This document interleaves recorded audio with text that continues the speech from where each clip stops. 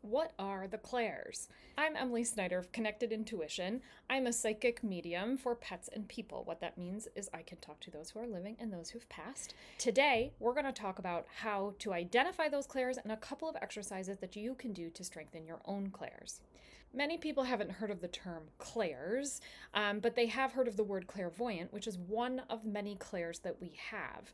They are our psychic senses, our mediumistic senses, the senses that we use to speak to that otherworldly energy, the energy of the universe. There are 5 major clairs that we typically talk about. So the first is clairvoyance, and that means to see images. So if you're getting your information clairvoyantly, you are seeing it like a visual image in your mind. Most people get their clairs in the subjective form, so it's inside your head. You're not seeing it out in the world, and no one else can see what you're seeing, but you're still getting kind of like an image download into your head. That is clairvoyance. So for me, that usually works with like a visual of a person's face or a setting, like they'll show me a lake or a house. Or the best way to describe the visual is it comes in fast and then it leaves pretty quickly. So it's like a split second, generally speaking. And the hardest thing is kind of to hold on to that image and let it play out. Let's practice a little bit of getting that image and getting a little bit more information. I want you to envision in your mind an apple. It's sitting in front of you, and it is a juicy color red. You can see the skin and the texture. You can see the stem, whether or not it has a leaf still attached. You can see how big it is. You can visualize all of the details around that apple. Now in your mind, envision that it's changing color. So it's changing from the red apple to a green apple. See that color change and allow your mind to capture the new details of this new apple. Now, one last color change. We're going to change it to yellow. Envision that yellow apple, the skin changing color, maybe the texture is a little bit different. And now change it to your favorite color of apple. Which of the 3 did you really like the best? Now envision yourself taking a bite out of that apple and setting it back down in front of you. What does the apple look like now with a bite taken out of it? Visualize the teeth marks. Maybe the juice is dripping down. See that? Now let's age that apple. You've taken a bite out of it, and now it's going to sit in front of you, and we're going to speed up time. What does that apple look like a day later? A week later?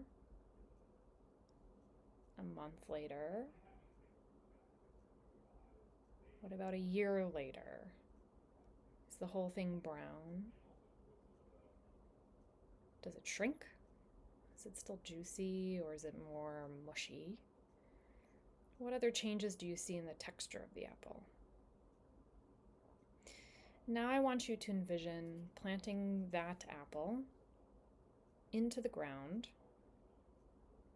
seeds and mush and all,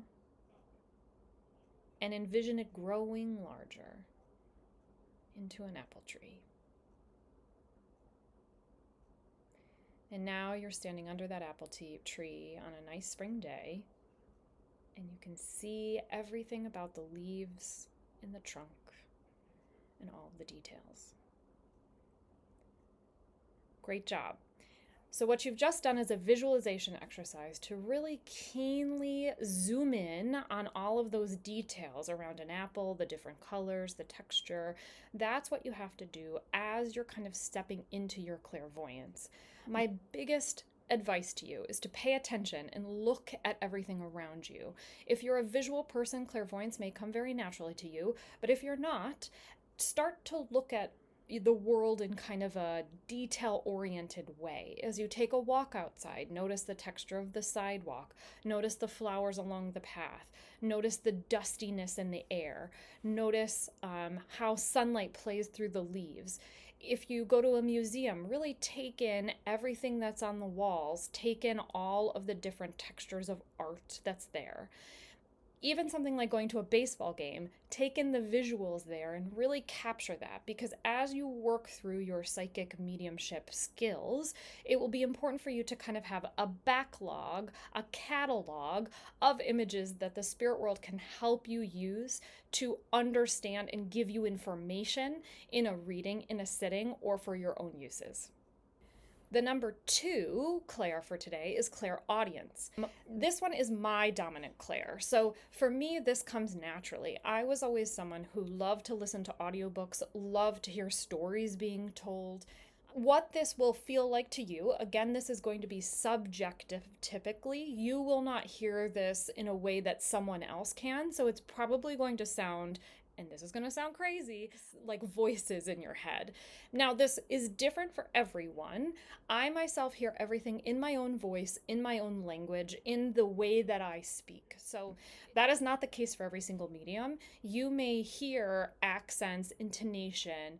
What I really love about working on clairaudience is it feels like a conversation. So when I get a download from spirit, I can hear the information in words and ask questions back in words and get answers. So I oftentimes encourage people who are interested in clairaudience to be a word-focused person.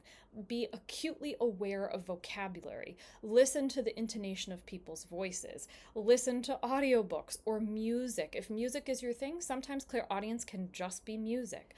One of my favorite exercises for clairaudience is to use your favorite song. So if you've got a song that you know from start to finish, can be something as simple as like Happy Birthday, but I'm sure you've got one that has a deep meaning to you, something where you've probably listened to it 100 times. You understand the music part, the word part, everything. What I want you to do is close your eyes now and take yourself through that song and really pay attention to the cadence of the voice, the intonation, the music, everything from start to finish. So I'll give you just 20 seconds here to close your eyes and take yourself quickly through the first part of your favorite song.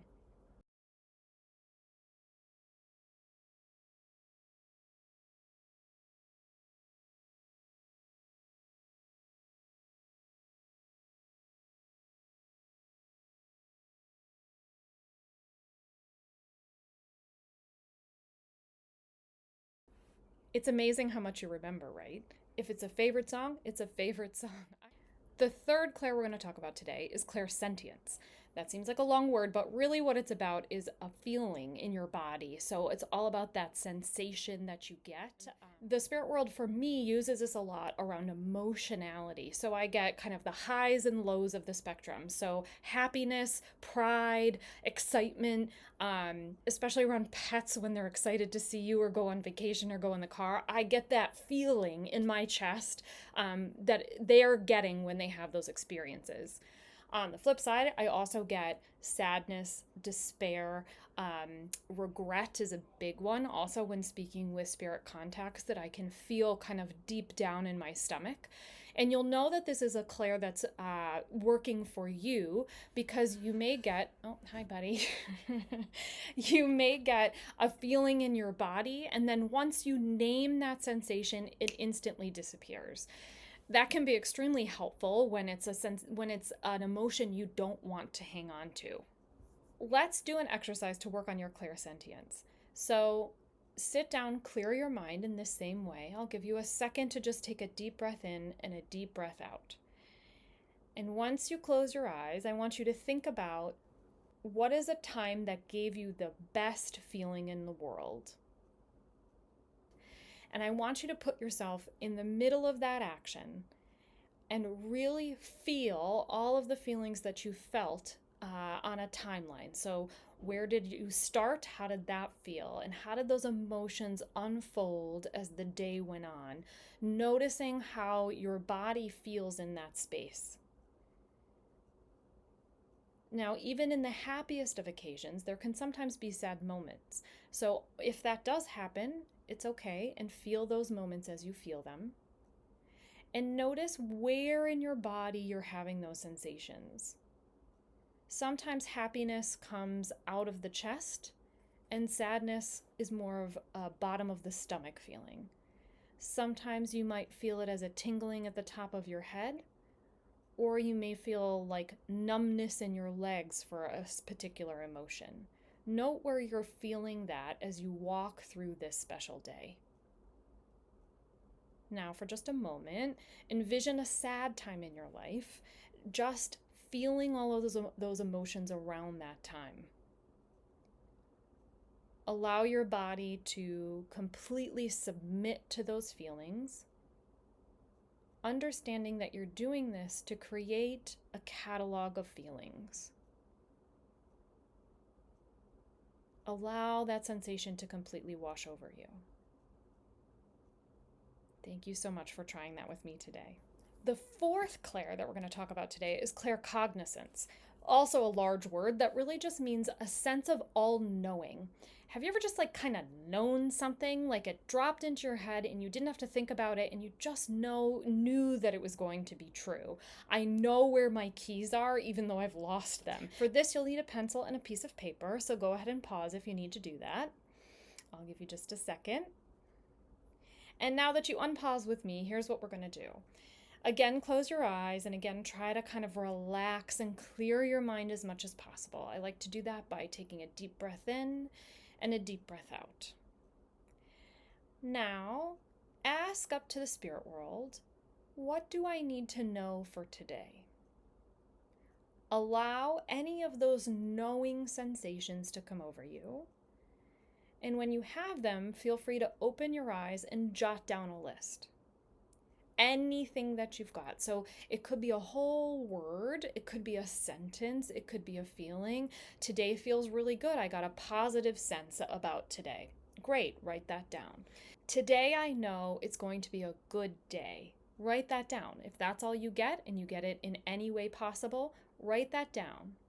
If today is the day I know I need to go to the doctor, write these things down that your claircognizance is telling you about today. A week from now, I want you to come back and look at the list and see how accurate you were. It would be really good if you can identify a couple of things across today that were really true. The fifth clair that we're going to talk about today is clairalience. Now, I can never pronounce this one. I've had to try 3 times to get this video to work. Essentially, it's about clair smelling. So what sense of smell do you get from the spirit world? Now, I'm going to talk about this in terms of pets because what I find is I get a lot of smells from dogs in particular, sometimes cats and sometimes other animals, but dogs use their nose as kind of one of their most forefront senses, and so they have me smell some of those things that exist in their world, both the good, like bacon all the time, hot dogs all the time, and the bad. Sometimes they find it hilarious to have me smell all the stinky stuff, which sometimes I laugh off and sometimes I point out, and usually it has something to do with rolling around in poo or digging in the dirt where they're not supposed to, or eating something out of the cat box, so to speak. So this one can be very specific to pets, but in the human world, sometimes it can be perfume or bread or flowers or cigar smoke. And sometimes our relatives will use something that's tied to them to give you that knowledge that they're close to you. I've heard stories about people smelling cigar smoke right when they really needed to pay attention because their grandfather was trying to kind of ping them and say, hey, hey, hey, pay attention. I've also heard stories about tuna fish around the lunchroom when no one's actually having tuna fish because their coworker who passed loved tuna fish and wanted them to know she was around.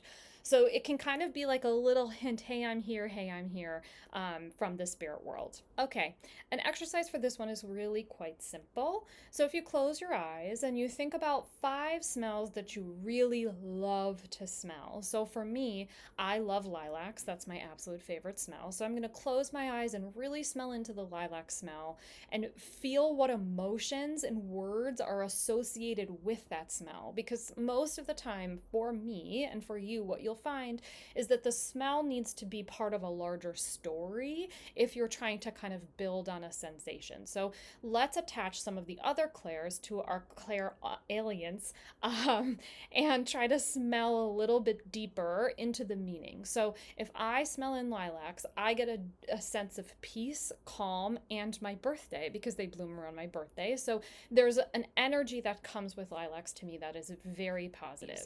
I also have the smell of the ocean because I love a vacation and a beach vacation. So that has a different smell for me. So I want you to feel into what that smell is and then build off the top of it. I'll give you a moment to do that.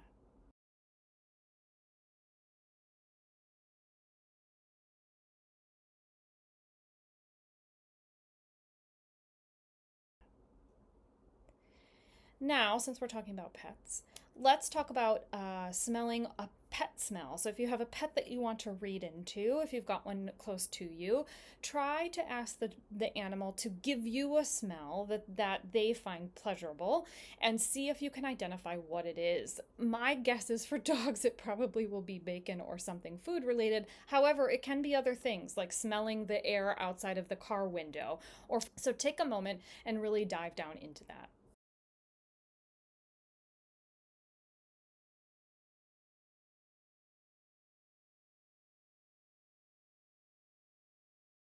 Okay, we're going to talk about the sixth and bonus Claire.